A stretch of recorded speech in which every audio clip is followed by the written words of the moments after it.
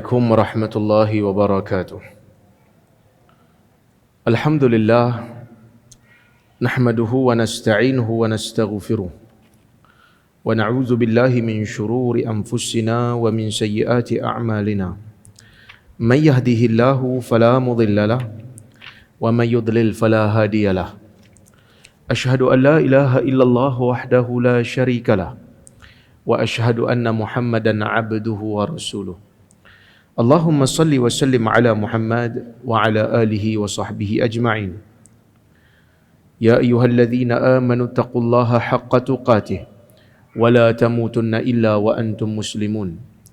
يا أيها الناس اتقوا ربكم الذي خلقكم من نفس واحدة وخلق منها زوجها وبث منهما رجالا كثيرا ونساء واتقوا الله الذي تساءلون به والأرحام إن الله كان عليكم رقيبا. يا أيها الذين آمنوا اتقوا الله وقولوا قولا سديدا يصلح لكم أعمالكم ويغفر لكم ذنوبكم ومن يطع الله ورسوله فقد فاز فوزا عظيما. فإن أصدق الحديث كتاب الله وخير الهدي هدي محمد وشر الأمور محدثاتها وكل محدثة بدعة وكل بدعة ضلالة. أما بعد. Muslimin dan muslimat yang dirahmati oleh Allah Subhanahu wa taala sekalian, alhamdulillah pada malam ini kita dapat bersama-sama berhimpun untuk kita sambung balik kuliah kita menggunakan kitab ataupun menggunakan buku Metodologi Memahami Hadis. Dan kita mengalu-alukan kehadiran selain daripada hadirin dan hadirat yang berada di masjid ini, kita juga menerima kehadiran daripada sahabat kita di Facebook dan juga Zoom. Kita lakukan secara langsung. Ya, baik. Kita insya-Allah akan sambung hari ini pada muka surat yang ke-97. Siapa ada buku boleh tengoklah. Iaitu disiplin memahami hadis berdasarkan ilmu maqasid syariah. Saya telah pun hurai makna maqasid syariah. Saya telah hurai faedah memahami hadis berdasarkan maqasid syariah. Dan insya-Allah hari ini kita nak tengok disiplin. Apakah disiplin untuk kita faham hadis berdasarkan ilmu maqasid? Okey. Yang pertama, disiplin yang pertama, tidak boleh memahami hadis luar daripada lafaznya jika topik hadis tersebut berkaitan dengan perkara yang tidak ada ruang ijtihad padanya.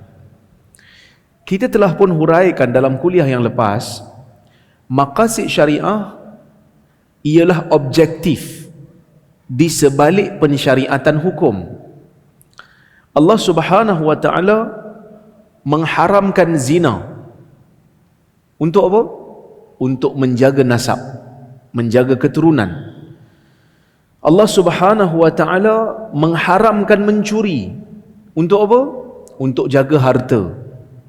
Allah Subhanahu wa taala mengharamkan minum arak. Apa maqasidnya? Supaya dapat menjaga akal. Itu maqasid. Tapi dalam agama ni ada bab yang kita boleh fikir objektif. Kita boleh fikir. Tapi ada bab dalam agama ni yang kita tak boleh fikir logiknya. Sebab itu Sayyidina Ali bin Abi Talib dalam satu kata-katanya yang masyhur, dia mengatakan, "Lau kana ad-dinu kulluhu bir-ra'yi lakana asfalu khuf aula bil mashi min a'lah." Atau kama qala.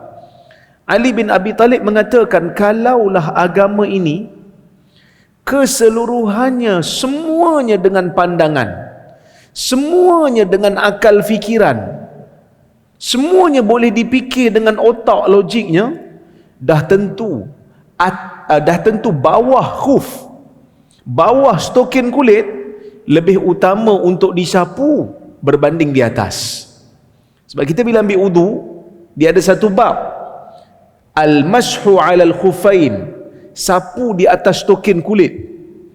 Bila kita dah ambil wudu sempurna dah, basuh muka, basuh tangan, sapu kepala, telinga dan basuh kaki, selesai. Lepas tu pakai khuf. Dan khuf tu tutup buku lali sampai ke hujung kaki, tutup semua. Bila kita bermukim, terbatal saja, kita boleh ambil wuduk semula tanpa buka stoking kulit tu. Kita boleh sapu je atas stoking kulit tu dan pergi solat. Kalau untuk bermusafir, boleh sapu sehari semalam, 24 jam. Cuma ulama berbeza pendapat lah. Sapu tu bermula waktu mula sapu ke ataupun waktu mula batal? Ulama berbeza pendapat dalam masalah ni. Kalau untuk bermusafir 3 hari 3 malam, boleh sapu. Sapu atas. Ali kata, ni arahan Nabi SAW berdasarkan kepada hadis-hadis, antaranya hadis Mughirah bin Syu'bah dan hadis sahabat-sahabat yang lain. Ya, Safwan bin Asal juga ada riwayat dalam masalah ni.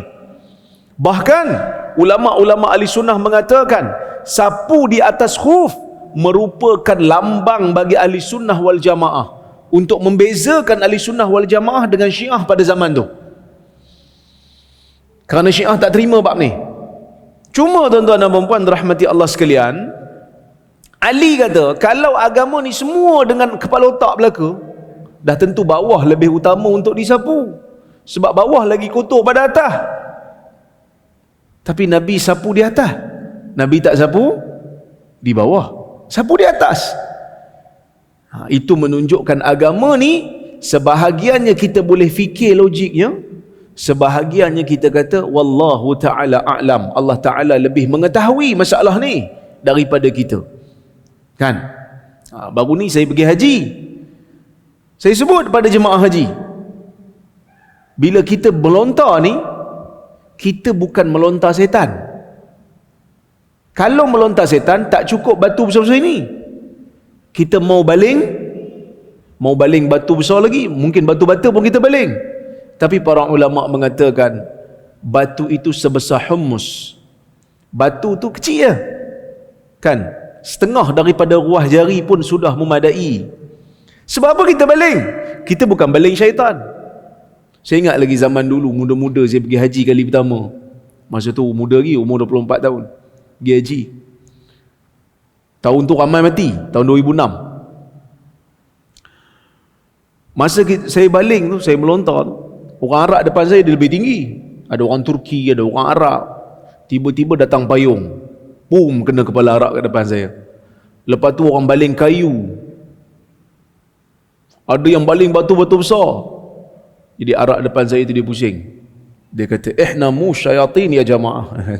Dia kata, kami bukan syaitan wahai jemaah, tak payahlah baling kat kami. Syaitan tak ada pun kat situ. Betul lah ada riwayat daripada Ibnu Abbas. Ibnu Abbas kata, di tempat Aqabah itu, di tempat Jamrah itu, Nabi Ibrahim melontar syaitan yang menggoda dia supaya tidak melaksanakan arahan Allah. Kan? Supaya tidak melaksanakan arahan Allah. Nabi Ibrahim baling. Tapi kita baling bukan baling syaitan. Kita hanya menghidupkan semula apa yang dilakukan oleh Nabi Ibrahim sebagai satu simbol setianya Nabi Ibrahim kepada Tuhannya, walaupun dalam perkara yang dia tak faham. Tuan-tuan, siapa faham? Allah Subhanahu wa ta'ala bagi dia anak, kemudian Allah Ta'ala bagi kat dia mimpi, dia sembelih anak dia, dan dia faham itu arahan Allah. Dia faham itu adalah arahan Allah. Tapi dia tak pernah tanya, ya Allah, kenapa kena sembelih pula? Apa manfaatnya? Apa faedahnya? Dia tak tanya. Dia buat. Walaupun Allah Subhanahu wa ta'ala gantikan yang lain selepas daripada itu, gantikan dengan sembelihan lain, tapi waktu dia bawa Nabi Ismail tu, dia tak tahu. Begitu jugalah jemaah haji pada hari ini. Mereka melontar. Mereka tak tahu kenapa mereka lontar. Kalau tanya pun, pakcik kenapa lontar 7 biji? 14 biji tak boleh ke satu jamrah? Tak, 7 biji je ustaz. Kita naiklah sikit 10 biji. Tak, 7 biji je. Kenapa 7? Nabi SAW kata apa dalam hadis? Khudhu anni manasikakum. Ambillah daripada aku cara-cara nak beribadat kamu, tata cara haji kamu. Jadi kita tunduk dan patuh, kita baling. Nabi tunjuk 7, kita baling Kita paling tuju. Kalau tanya pasal apa? Sebab saya nak jadi hamba yang taat. Nabi suruh buat, Allah Ta'ala perintah Nabi untuk buat, dan saya pun buat. Ada bab dalam agama ni kita faham logikanya, ada bab tak faham. Contoh yang lain saya nak bagi. Tuan-tuan dan puan-puan rahmati Allah sekalian, kita ambil uduk tadi kat rumah, sampai je dekat masjid rasa macam nak terkentut, kita pun lepas secara sembunyi-sembunyi dan senyap-senyap, pergi ujung-ujung tempat. Kita rasa ini boleh jadi baunya menyengat ni, kita pun pergi kat tepi-tepi, kat ujung-ujung, kita pun lepaskan.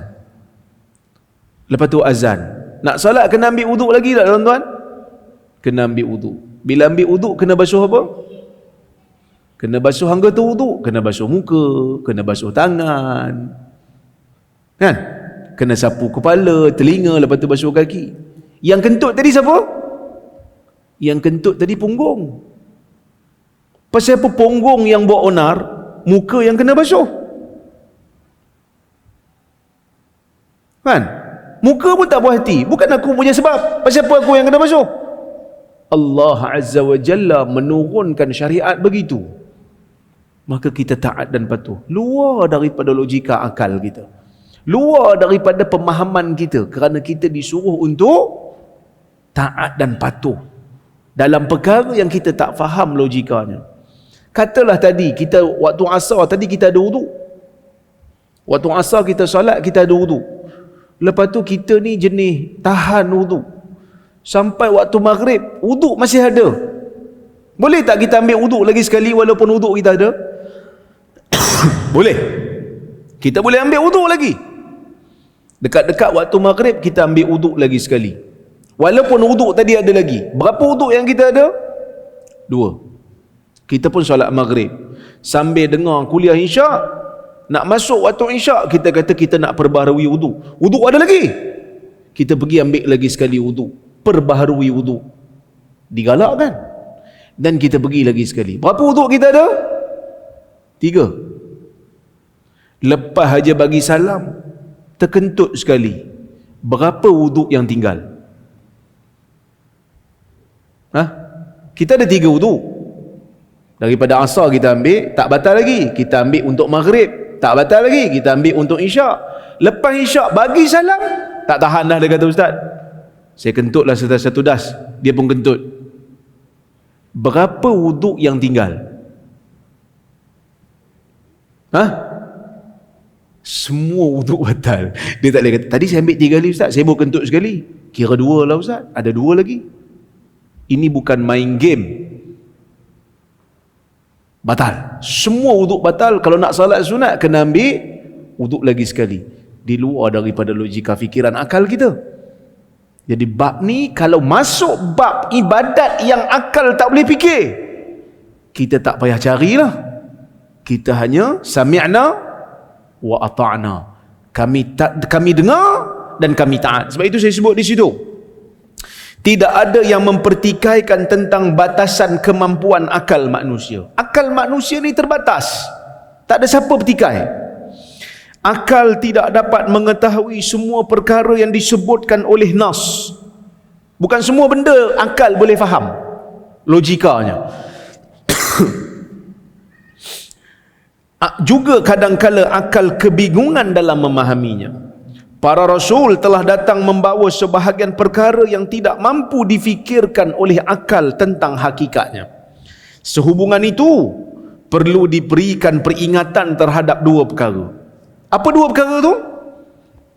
Perkara yang pertama, jika topik bagi hadis adalah sesuatu yang tidak boleh diketahui oleh akal, maka kita perlu terima dan patuh tanpa mengeluarkan hadis tersebut daripada lafaznya yang zahir. Ini kerana topik ini di luar daripada kemampuan akal. Dalam situasi ini, tidak boleh memahaminya di luar daripada maksudnya yang zahir dengan alasan nak faham ikut maqasid. Tak boleh. Tak boleh. Sebagai contoh, Allah Ta'ala suruh kita salat 5 kali sehari wajib. Kita buat kajian, kita kata sebenarnya solat ni sekadar nak suruh ingat kat Tuhan 5 kali sehari. Jadi kita tak payah solat lah. 5 kali kita ingat kat Tuhan. Boleh? Tak boleh. Kerana lafaz salat, bilangan rakaat salat, bacaan di dalam salat, akal tak mampu nak fikir. Kenapa? Dalam banyak-banyak surah Fatihah dipilih sebagai yang wajib untuk dibaca. Kita tak faham. Dan kita patuh.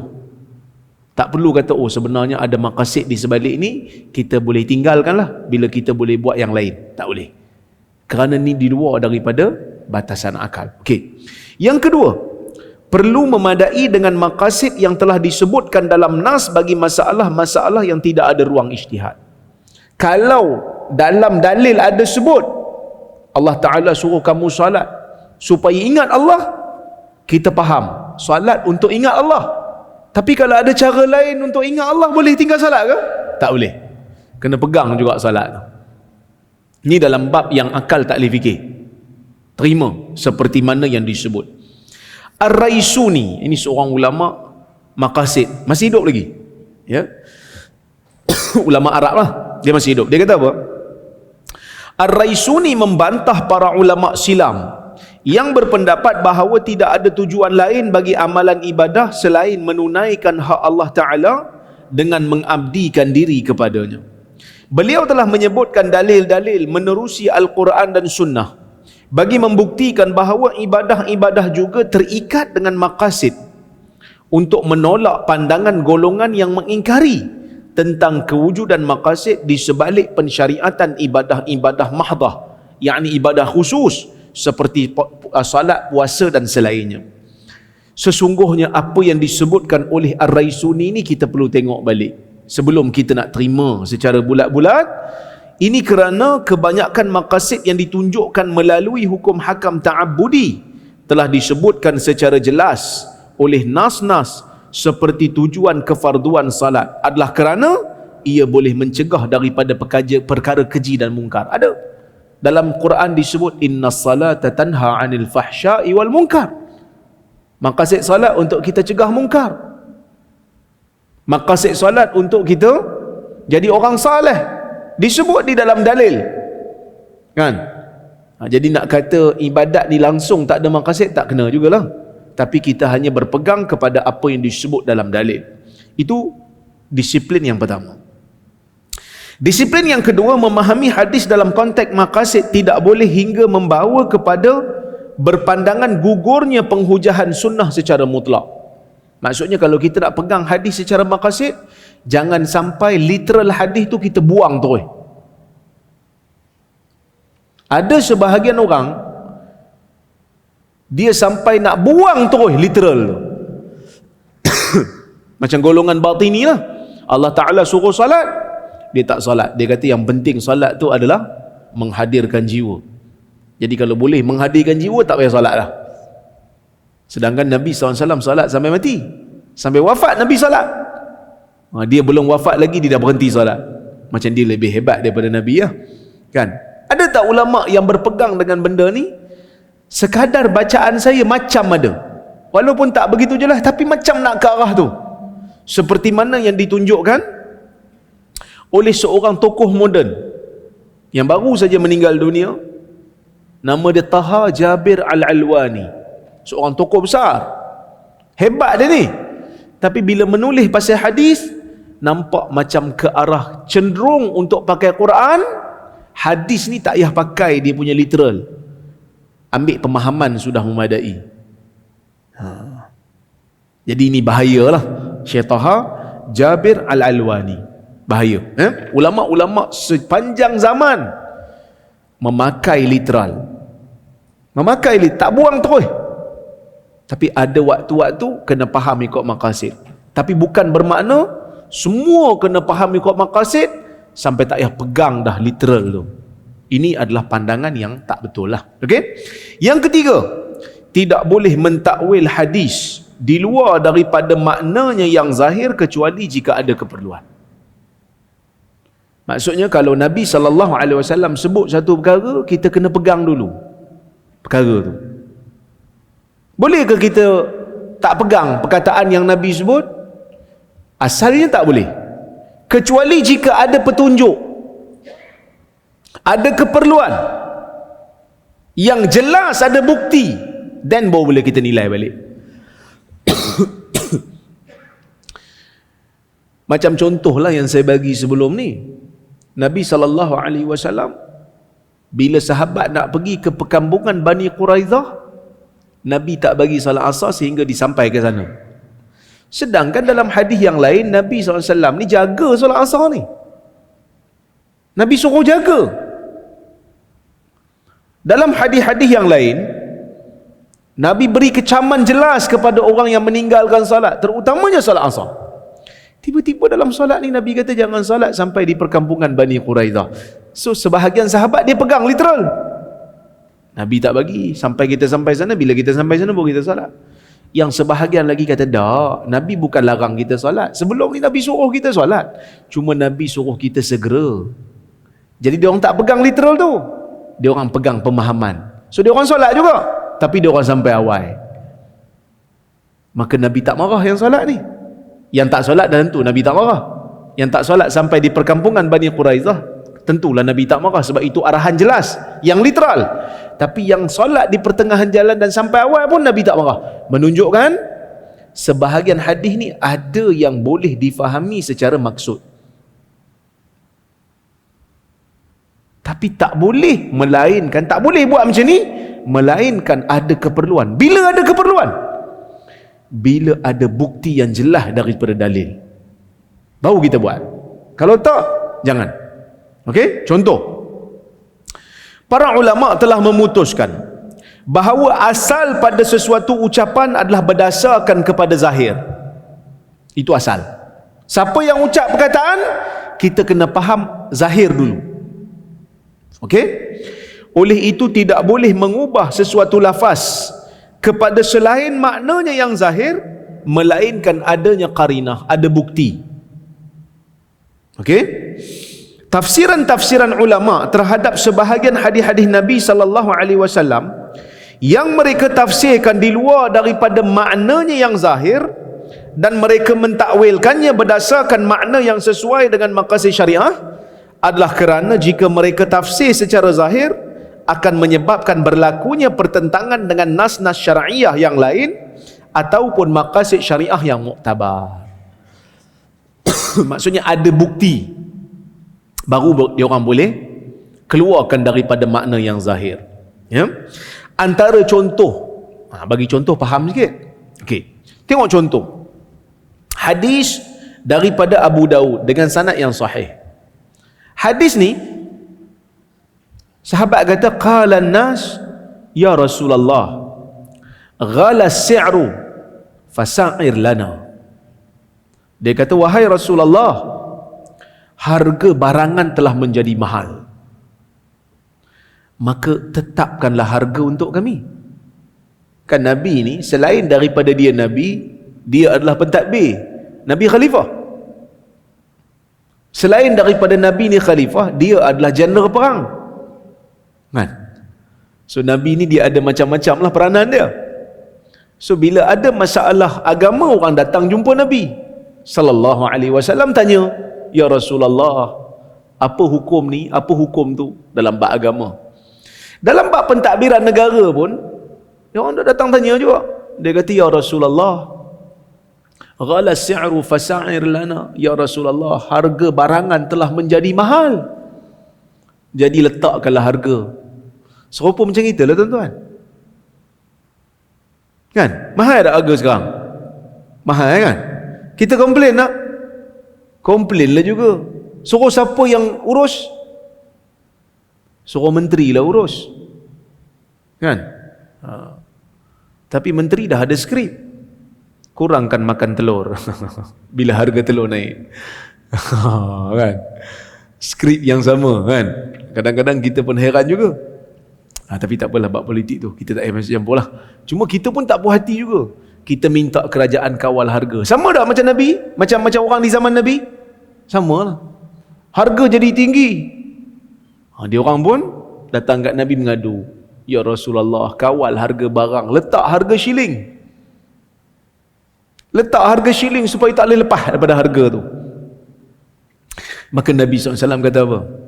Qala Rasulullah sallallahu alaihi wasallam, Innallaha huwal musa'ir al-qabid al-basit ar-raziq wa inni la arju an alqallaha wa laisa ahadun minkum yutalibuni bimadlamatin fi damin wala mal. Nabi kata sesungguhnya Allah Subhanahu wa taala yang menetapkan harga, yang menggenggam, yang menghamparkan, yang memberikan rezeki, dan sesungguhnya aku mengharapkan ketika mana aku bertemu Allah, tidak ada seorang pun di kalangan kamu yang menuntut daripada aku tentang kezaliman yang aku lakukan pada dia, sama ada pada darah ataupun pada harta. Saya tak tahu, ujung-ujung ni saya balik-balik pada haji ni, saya punya tekak jadi macam tak apa nak kuat. Cakap kuat sikit, jerit-jerit sikit, dia dah jadi gatal dah kan. Sekejap, saya kena basahkan sikit tekak. Bismillah.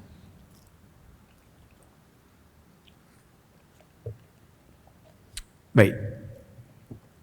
Okey tuan-tuan, hadis ni sahih. Jadi kalau hadis ni dapat kat menteri, dia pun suka tak? Dia pun suka. Tak payah letak harga lah, Nabi tak bagi. Siap dibaca hadis ni lagi, innallaha wal musa'ir al-qabid al-basit ar-raziq. Nabi suruh, Nabi kata tak boleh. Macam tuan-tuan boleh terima? Ni hadis ni kita rasa macam pelik lah sikit kan. Maka sebab itu majoriti ulama mengatakan kerajaan tak boleh kawal harga barang. Tak boleh. Macam okey, majoriti ulama kata tak boleh kawal harga barang, tak boleh. Tapi dalam ramai-ramai itu ada segelintir ulama. Antara ulama yang terkenal dalam masalah ni, nama dia Ibnu Taimiyah. Biasa dengar nama ni? Ibnu Taimiyah. Dia ni glamour lah. Biasanya orang sebut Ibnu Taimiyah ni, yang ni rujukan Wahabiyah. Tapi hari ni kebanyakan negara pakai fatwa dia ni. Walaupun negara yang inti Wahabi pun pakai jugalah. Dia benarkan kerajaan kawal harga barang kerana dia mempunyai nazar maqasidi. Dia mempunyai pandangan maqasid terhadap hadis ni. Literal hadis ni macam tu. Nabi tak bagi kawal harga barang. Tak boleh ke? Dia kata kalau kepada sampai tahap berlakunya kezaliman, maka kerajaan boleh kawal. Sebab apa? Sebab Nabi tak nak kawal di zaman Nabi SAW, sebab Nabi tak nak zalim ke orang. Di ujung tu Nabi sebut, Nabi kata apa? Wa inni la arju an alqallaha wa laysa ahadun minkum yutalibuni bimadlamatin fi damin wala mal. Aku tak nak nanti bila aku bertemu Allah di hari akhirat, aku tak nak ada di kalangan kamu yang datang jumpa aku tuntut kezaliman yang aku buat pada dia, sama ada pada darah ataupun pada harta. Clear kan? Maksud Nabi nak mengangkat kezaliman. Sebab tu Nabi tak nak di zaman tu, Nabi tak nak kawal harga barang. Kata Ibn Taimiyah, di zaman dia telah muncul golongan-golongan peniaga yang jahat, yang menyorokkan barang-barang supaya harga jadi naik. Ada di zaman itu orang yang berpakat dengan penjual, dengan diupah oleh penjual untuk menaikkan harga barang dalam lelongan-lelongan supaya orang tak dapat beli dengan harga yang murah. Dia kacau market. Zaman Ibn Taimiyah, dia memfatwakan kalau sampai kepada tahap kezaliman berlaku ke atas pengguna, kezaliman berlaku ke atas pembeli disebabkan oleh kezaliman penjual, maka pada masa itu kerajaan kata boleh harga kita kawal harga barang dengan kawalan yang munasabah. Siapa fatwakan ni? Ibn Taimiyah. Siapa pakai polisi ni? Seluruh dunia hari ni. Kita lawan cakap Nabi ke? Secara literal memang macam tu. Tapi secara maqasidnya dah. Inilah yang Nabi maksudkan. Nabi tak nak ada kezaliman. Nabi tak buat zaman tu kerana zaman tu tak buatlah, tak kawal tu tak zalim. Bila sampai zaman sekarang tak kawal jadi zalim tak? Kalau tak kawal jadi zalim pada pembeli, dan kena kawal. Dan kena kawal. Sebab itu kadang-kadang kita perangai hilang barang. Kita pengeluar sawit pun tak ada. Minyak sawit tak ada. Bila naik harga, berlambak-lambak di pasaran. Maksudnya ada yang menyimpan, nak naikkan harga. Baik. Zahir daripada hadis tersebut menunjukkan bahawa penetapan harga adalah sesuatu kezaliman. Tetapkan harga ni zalim. Itu zahirnya.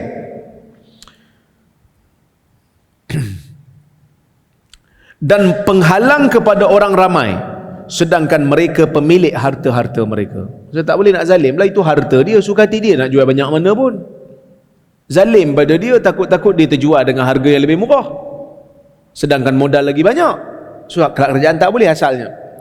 Majoriti ulama memahami hadis tersebut secara zahir hingga mereka mengharamkan penetapan harga, sama ada ketika situasi harga mahal ataupun harga murah. Tak kira, dia kata tak boleh kawal, kerajaan biar macam tu je. Okey. Namun Ibn Taymiyah berpandangan bahawa hadis ini berkait dengan maqasid syariah, iaitu menghilangkan kemudaratan daripada orang ramai. Beliau berpandangan bahawa larangan penetapan harga ketika situasi yang boleh menyebabkan mudarat kepada orang ramai adalah bercanggah dengan maqasid syariah. Oleh itu maksud hadis tersebut melarang penetapan harga adalah jika ia boleh menyebabkan orang ramai terpaksa menjual dengan harga yang mereka tidak sukai. Tetapi jika penetapan harga itu bertujuan menghalang orang ramai daripada mengambil keuntungan terlalu tinggi berbanding harga semasa atau bertujuan menolak berlakunya penipuan, maka tidak ada larangan padanya. Bahkan ia bertepatan dengan maqasid syariah. Nampak? Ini pandangan Ibn Taymiyah. Tapi saya kira hari ini kebanyakan negara duk amal lah benda ni. Dia ada harga kawalan. Bukan semua barang, tapi barang-barangan asas, keperluan manusia memang dikawal. Seluruh dunia lah saya ingat. Ya? Kalau ada negara-negara pun yang kita tak tahulah, yang terpencil lah, ya? Tapi memang ada. Okay. Yang keempat, disiplin yang keempat, perlu mendahulukan kemaslahatan yang paling kuat apabila berlakunya pertentangan antara dua pentafsiran atau lebih terhadap suatu hadis. Maksudnya, bila ada satu hadis, ulama ni ataupun mazhab ni faham macam ni, ulama ni faham macam ni, dua-dua pemahaman ni saling bertentangan, dan kita kena ambil maqasid yang lebih kuat. Kena ambil maqasid yang lebih kuat lah. Kita tengok ni maqasidnya apa, pandangan ni asas maqasidnya apa, pandangan ni asas maqasidnya apa. Kita kena tengok yang lebih kuat macam mana. Sebagai contoh, saya bagi contoh. Okay.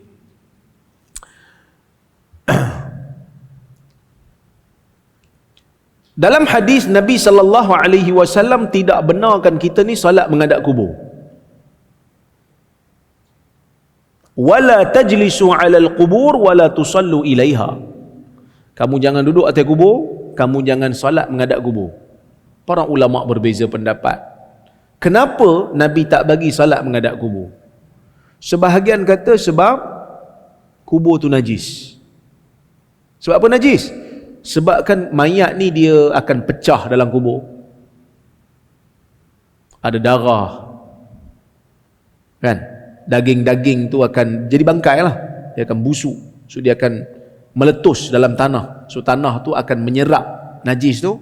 So sebab tu tak boleh solat menghadap kubur, sebab najis. Sebahagian ulama kata tak.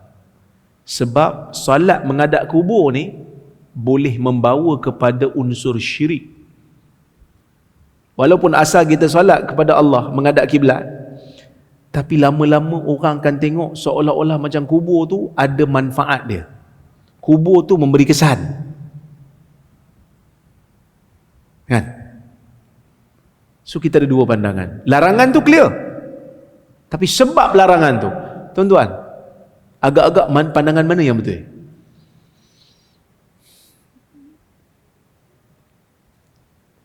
Maksud mana yang betul? Sebab najis ke? Ataupun sebab nak tutup pintu daripada syirik? Nombor dua, nak tutup pintu pada syirik. Sebab apa?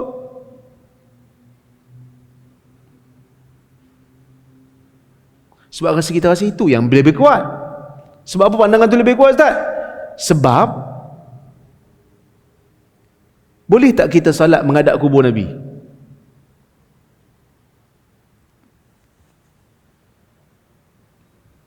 Boleh?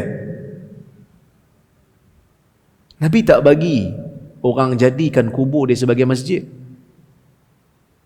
Sebab tu hari ni dia tutup habis. Tak nampak? Tak boleh juga. Kubur Nabi pun tak boleh. Bila tak boleh, jasad Nabi najis ke?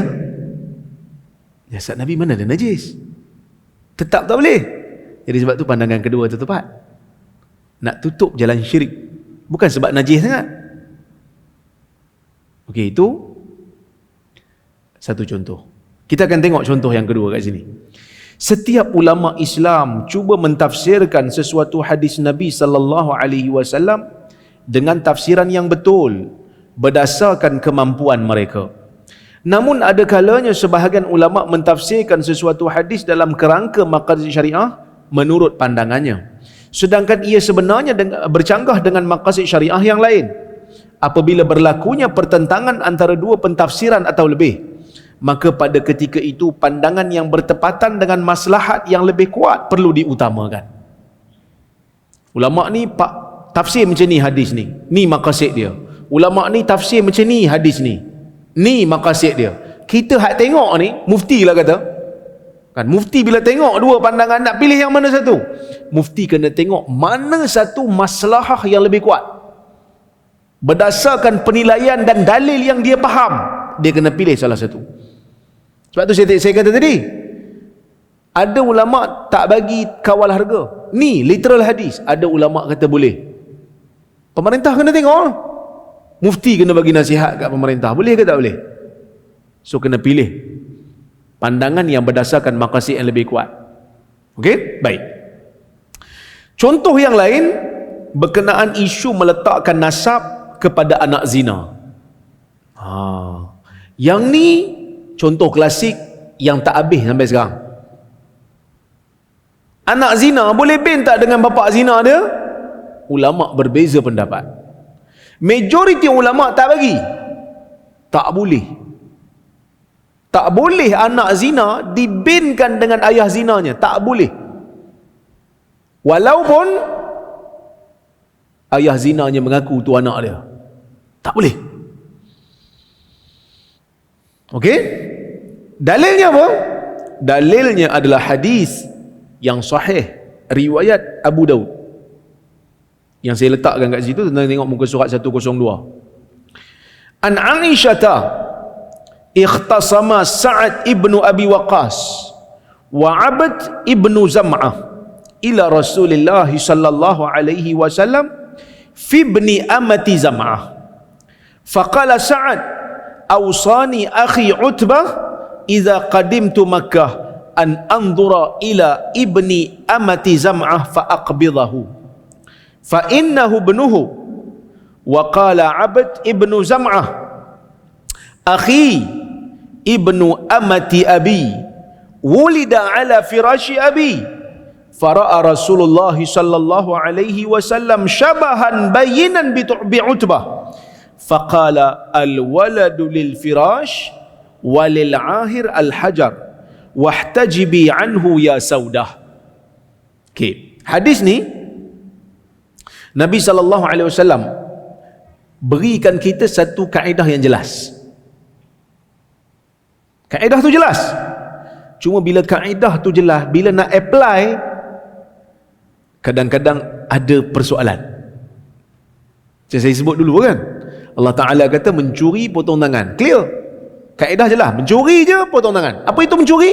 Mencuri itu ambil harta orang lain tanpa izin, sembunyi-sembunyi, tanpa izin dia, mencuri ya. Tapi bila nak apply, susah. Mencuri ni ambil harta orang sembunyi-sembunyi tanpa izin dia. Dah kalau orang tu pickpocket, tahu pickpocket, seluk saku, yang tu sembunyi-sembunyi ke terang-terang? Ha? Nak kata sembunyi-sembunyi, depan-depan dia ambil. Nak kata terang-terang, orang tak sedar dia ambil. Wah, ini kacau ni. So dia ada something sikit lah kan. Pencuri kain kapan, curi kain kapan, kira boleh tak potong kat tangan? Kain kapan siapa punya? Milik orang ke bukan milik orang? Nak kata milik mayat, mayat mana ada memiliki, dia mati dah. Nak kata milik waris, pasal apa waris letak dalam kubur, tak simpan dalam peti besi? So dia ada perbahasan demi perbahasan daripada kalangan ulama dalam masalah bila nak apply. Okay, sama macam hadis ni. Aisyah kata apa? Aisyah kata Sa'ad bin Abi Waqqas dan Abd bin Zam'ah berbalah. Sesama mereka mengadu dekat Nabi SAW pada kedudukan seorang anak kepada hamba Zam'ah. Zam'ah ni ada hamba. Hamba tu melahirkan anak. Anak tu anak siapa? Okey. Faqala Sa'ad. Sa'ad kata apa? Ausani akhi Utbah. Utbah, saudara kandungku, pesan pada aku bila aku datang ke Mekah, tengok anak kepada hamba Zam'ah supaya ambil balik. Itu anak dia, dia kata. Maksudnya budak tu lahir sewaktu hamba tu menjadi milik orang lain. Okey. Fa innahu ibnuhu, kerana itu adalah anak dia, kata Sa'ad. Wa qala Abd bin Zam'ah, Abd kata ini adalah saudara kandungku yang mana dia dilahirkan oleh hamba kepada ayahku. Dia kan hamba ayah saya. Masa dia melahirkan anak waktu dia milik ayah saya. So bila hamba perempuan lahirkan anak, dah tentulah anak tu dibinkan pada tuan dia. Sebab hamba zaman dulu boleh diperlakukan seperti isteri. Boleh lah, maksudnya boleh ada anak dengan hamba perempuan ni. Boleh. Yang zaman dulu lah. Itu yang dalam Quran disebut au ma malakat aimanukum. Apa yang tangan kanan kamu miliki, iaitu hamba-hamba perempuan. Boleh. Okey? Okey. Kemudian dia kata wulida ala firashi abi, dia dilahirkan sewaktu hamba tersebut menjadi milik ayah saya, di hamparan ayah saya. Fara'a Rasulullah sallallahu alaihi wasallam syabahan bayyinan bi Utbah. Nabi tengok budak tu, Nabi tengok muka dia sama macam Utbah. Nabi tengok muka dia sama macam Utbah. Patut anak siapa? Anak Utbah, ha? Tapi oleh kerana dia lahir bukan di bawah milik Utbah, hamba tu di bawah milik saudara kandung Abd bin Zam'ah, maka Nabi kata apa? Al-waladu lil firash, anak milik firash, milik hamparan. Walil ahir al-hajar, manakala bagi penzina batu, halangan masa tak dapat anak lah. Kalau orang tu berzina dengan isteri orang lain, lah samahallah, moga Allah Ta'ala jauhkan kita lah. Dia berzina dengan bini orang lain, mengandung kan, dia tak boleh claim tu anak dia selagi mana suami tidak menafikan anak tu. Sebab perempuan tu menjadi isteri kepada suami dia. Itu kaedah Nabi bagi. Itu kaedah yang Nabi bagi. Maka Nabi pun kata, wahai Saudah, berhijab. Sebab dia dah jadi orang lain daripada Sa'ad. Dia jadi orang lain lah, sebab dia anak kepada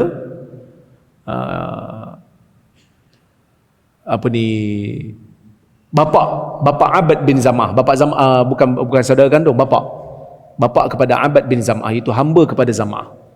Dia anak Zam'ah lah. Okey.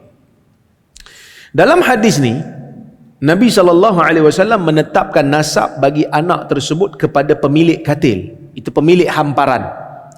Itu kiasan bagi suami ataupun pemilik bagi hamba. Selagi mana dia tak nafikan dengan li'an, dengan sumpah, then itu anak dia. Kalau dia nak nafikan, dia kena buat li'an lah. Itu panjanglah perbahasan dia. Okey. Huruf alif dan lam pada perkataan al-firash, bila Nabi kata al-waladu lil firash, alif lam tu, alif lam lil jins, menunjukkan semua jenis perkahwinan. Bila ada kahwin, nasab pada suami, nasab pada suami. Okey. Maka ia merangkumi semua tanpa terkecuali. Manakala jawapan bagi mereka jawapan bagi menolak pemahaman tersebut adalah dengan 3 perkara. Huruf alif dan lam pada perkataan firash adalah lil ahad. Ada yang kata, ada yang tak setuju lah dengan pendapat ni. Dia kata bukan lil jinsi tapi lil ahad. Lil ahad ni maksudnya alif lam tu merujuk kepada perkahwinan orang ni, bukan untuk semua, untuk dia saja, untuk kes tu saja. Okey. Yang kedua, hadis tersebut merujuk kepada situasi adanya pertelingkahan antara Sa'ad bin Abi Waqqas dan Abad bin Zam'ah.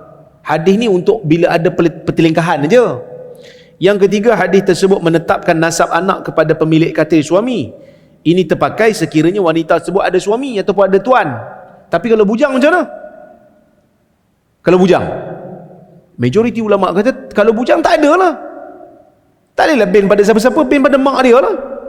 Ini majoriti ulama daripada 4 mazhab. Ya. Abu Hanifah pula dia kata apa? Mazhab Abu Hanifah memahami hadis tersebut dalam konteks maqasid syariah, iaitu menafikan nasab anak zina terhadap penzina sebagai balasan terhadap perbuatan zina. Dia kata tak boleh bin jugalah. Sebab apa tak boleh bin? Sebab dia kata kalau kita bagi bin, itu satu kelebihan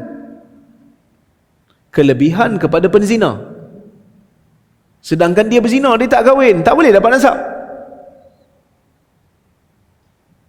Kalau kita bagi keuntungan pada dia, tak kahwin pun boleh dapat nasab. Okay. Oleh itu tidak menetapkan nasabnya adalah sebagai menjaga nasab dan menjaga maruah. Makasih tak? Makasih. Jaga nasab, jaga maruah. Okey. Pandangan yang ketiga, Ibn Rahoya, Ishaq bin Rahoya, ni guru kepada Al-Imam Al-Bukhari. Dia ada mazhab dia sendiri, tapi mazhab dia tak kekal lah. Okay, tapi dia ada lah, pandangan-pandangan dia ada. Ishaq bin Rahoya berpandangan boleh menasabkan anak zina kepada ayahnya yang berzina.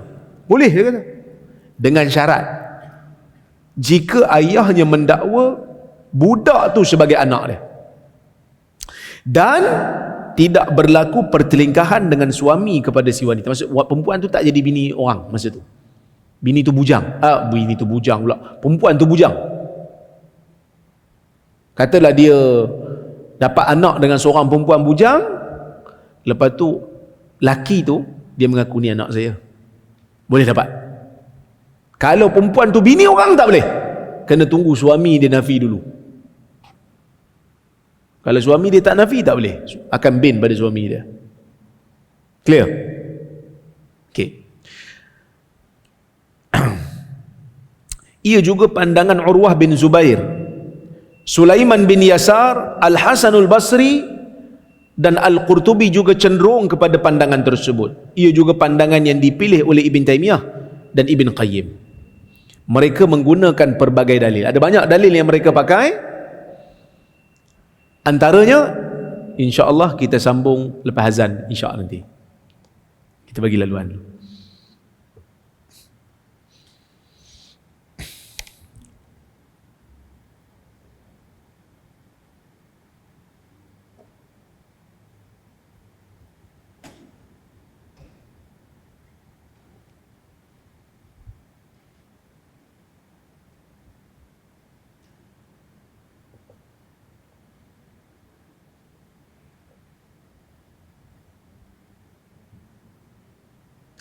Allahu Akbar, Allahu Akbar.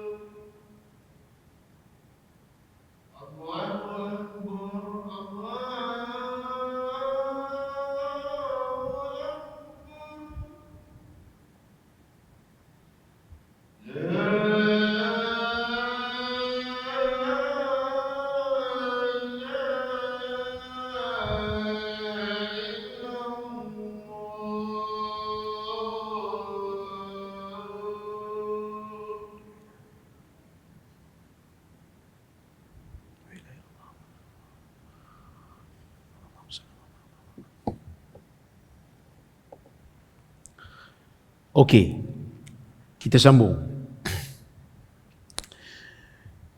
Golongan yang membenarkan anak zina itu dinasabkan oleh bapa zinanya dengan syarat, dengan dua syarat tadi. Ayah dia mengaku tu anak dia. Yang kedua, mak dia tidak menjadi isteri orang lain. Mereka menggunakan dalil apa? Mereka menggunakan dalil kisah Juraij dalam Sahih Muslim. Tuan-tuan pernah dengar kisah Juraij? Tak pernah dengar? Kisah Juraij ini kisah umat terdahulu. Nabi SAW cerita pada para sahabat bagaimana seorang yang saleh, seorang yang hebat, yang baik, semayang banyak, mak dia panggil dalam solat sunat, dia tak menyaut. Lepas tu mak dia kata apa? Ya Allah, tolong uji anak aku ni. Allah uji dia.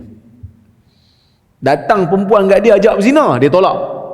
Perempuan tu pun pergi berzina dengan pengembala kambing. Mengandung perempuan tu. Bila melahirkan anak, orang duk tuduh perempuan tu berzina. Tanya, kau berzina dengan siapa? Perempuan tu kata, aku berzina dengan Juraij. Orang ambil Juraij, orang keluarkan dia daripada tempat ibadat dia.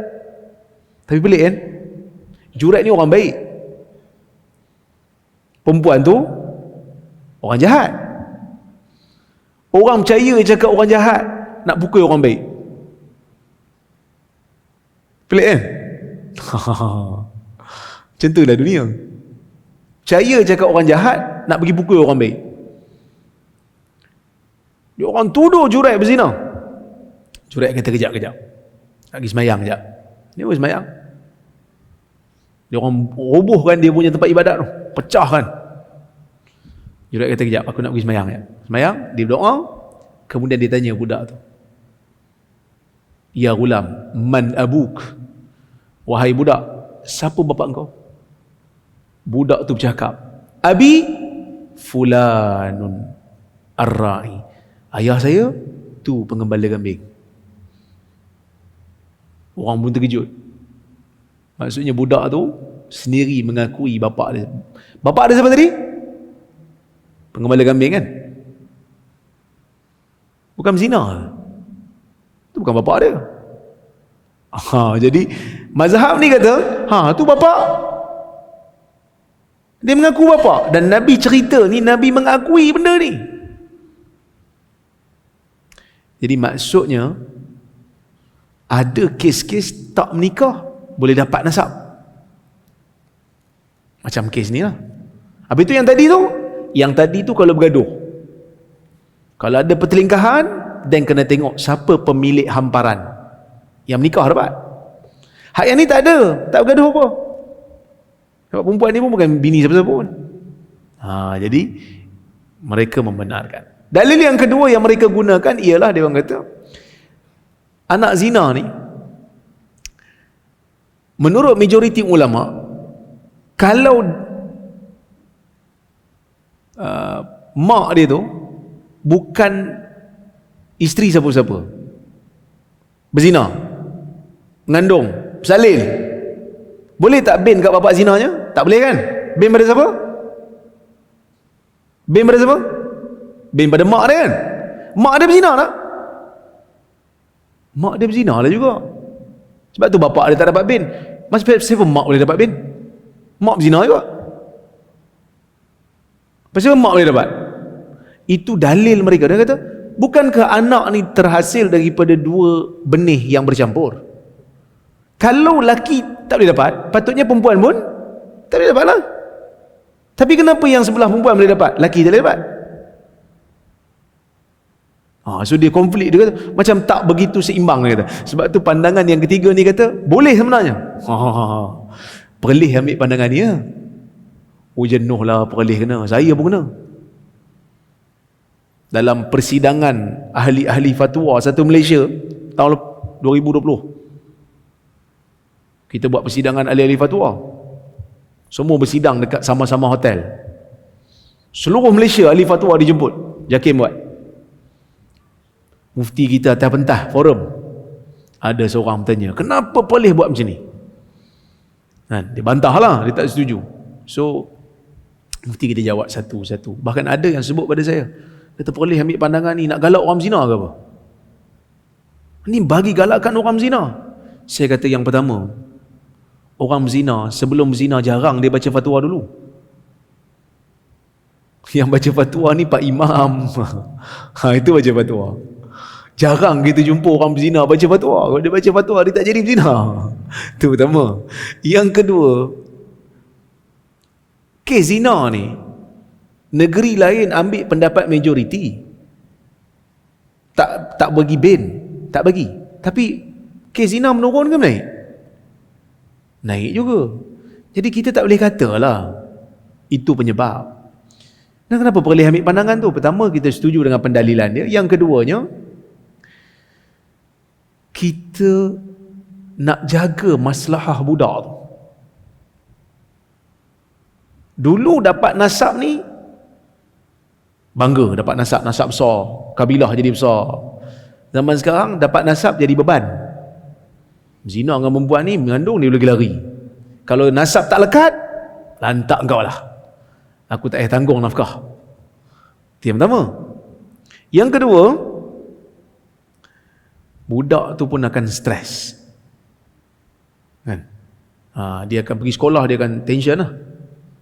Dan yang ketiga, dia akan buka aib-aib yang tersembunyi. Kalau terutamanya ayah tu telah pun insaf. Katalah dia berzina dengan satu perempuan, dia dapat anak, lepas tu dia menyesal, dia kahwin. Tak cukup bulan, tak dapat bulan, tak boleh bin.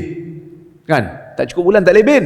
Jadi bila tak boleh bin, bila nak menikah, bila anak perempuan nak menikah, anak tanya, kenapa ayah tak boleh walikan saya? Ayah dia akan kata, sebenarnya, dia akan tanya, saya anak ayah ke? Awak anak ayah. Pasal apa ayah tak boleh walikan saya? Ayah kata, sebenarnya dulu ayah dengan mak kamu ni ada sekian-sekian masalah. So, sanggup ke? Kan? Sedangkan ayah tu dah jadi imam dah kat masjid. Manusia kan ada ruang untuk bertaubat bagi dia kan. Dia dah jadi baik. Tiba-tiba dibuka pintu tu. Maka kita memandang masalah-masalah dengan dalil-dalil yang ada. So kita pilih pendapat yang ketiga ni. Tapi kita tak kecam pun orang ambil pendapat yang pertama. Itu pendapat majoriti ulama. Silakanlah. Kita tak pernah kata kuno, kalut, kolot. Tak ada. Kita tak pernah sebut. Kita kata silakan nak pegang pada pendapat tu. Boleh pegang pada pendapat yang berbeza sedikit, ya, yang berbeza sedikit. Ini banyak lagi ni. Tak apalah, kita sambung pada kuliah yang akan datang insya-Allah. Saya tengok ada soalan dulu kalau ada.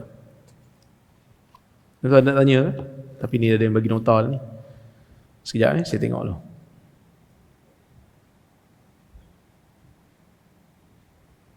Okey, ni ada soalan. Adakah sama hadis orang yang berkorban tidak boleh memotong kuku dan bulu? Sama dengan apa? Saya pun tak tahu. Memang ada hadis Nabi SAW tidak membenarkan untuk orang yang nak berkorban, bila masuk 1 Zulhijjah, Nabi tak bagi orang yang nak berkorban ni untuk potong kuku, potong rambut, potong apa-apa bulu. Bermula daripada 1 Zulhijjah sehingga dia sembelih, hatta yudahi. Mungkin dia masukkan ni, adakah sama ni maksudnya benda yang akal tak boleh fikir. Yang betul lah. Kenapa tak boleh? Wallahu a'lam. Tapi ulama cubalah cari hikmah. Dia kata mungkin Nabi SAW nak supaya bila kita korban tu, setiap daripada juzuk badan kita ni menyaksikan korban tersebut. Jadi bila kita dah korban, baru kita potong kuku, potong bulu, potong rambut dan sebagainya. Okey? Assalamualaikum Ustaz. Waalaikumsalam. Dari mana kita dapat tahu jumlah rakaat solat fardu? Daripada mana tuan-tuan tahu? Daripada hadis Nabi SAW. Nabi SAW yang tunjukkan, yang diajar, yang mengajar Nabi SAW adalah Jibril. Jibril tunjuk Nabi, Nabi salat mengimamkan kita dan Nabi tunjukkan. Ya? Assalamualaikum Ustaz. Waalaikumsalam. Masa buat haji, adakah boleh kata Nabi tak buat suatu amalan? Boleh jadi ada hadis atau dalil yang belum dijumpai. Mohon pandangan. Boleh kita kata begitu? Ada hadis tapi tak jumpa lagi? Tak ada. Semua hadis yang daripada Nabi SAW telah pun dibukukan, kalau ia sahih ataupun hasan. Kalau ada hadis hilang, ada tak hadis hilang? Ada. Tapi sebab dia palsu dan tak sahih, sebab tu dia hilang. Sebab tu ulama tak ambil berat, sebab dia bukan daripada Nabi SAW. Tapi kalau ia sahih, kalau ia hasan diperlukan oleh umat, tak ada yang tertinggal. Semua telah ada di dalam kitab-kitab yang dihimpunkan oleh para ulama.